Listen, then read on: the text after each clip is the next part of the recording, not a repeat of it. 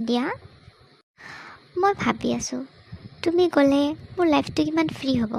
ৰাতিপুৱা সোনকালে উঠিব নালাগিব, ইটো কৰিছা কিয়, সিটো কৰিছা কিয়, ইটো এনেকৈ কৰিছা কিয়, ইটো এনেকৈ হ'ব লাগিছিল, এইবোৰ মোৰ শুনিব লগা নহ'ব।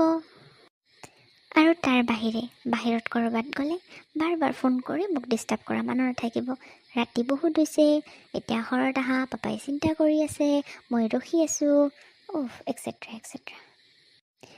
মই বিয়া হৈ বেলেগ এখন ঘৰলৈ গুচি যাম, তোমাৰ অকণো বেয়া নালাগিব তৰালি? কেতিয়াও নালাগে, মই ভালে পাম। আৰু মই যিমান পাৰোঁ অংকুৰক থেংকছ ক'ম, আৰু সি যাতে তোমাক বাৰ বাৰ ঘৰলৈ নপঠিয়াই সেইটোৰ কাৰণেও ৰিকুৱেষ্ট কৰিম।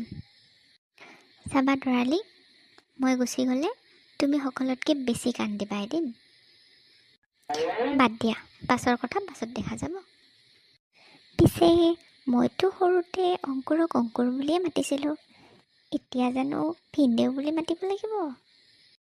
আকৌ এতিয়াও তুমি অংকুৰ বুলি মাতিবা নেকি? ভিনদেউ হয়, ভিনদেউ বুলিয়ে মাতিবা ন?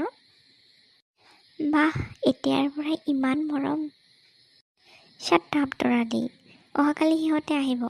তুমি জানা মই কিমান নাৰ্ভাছ হৈ আছোঁ, আৰু তাৰোপৰি তুমি এনেকৈ জিতি কথা কৈ আছা মোক।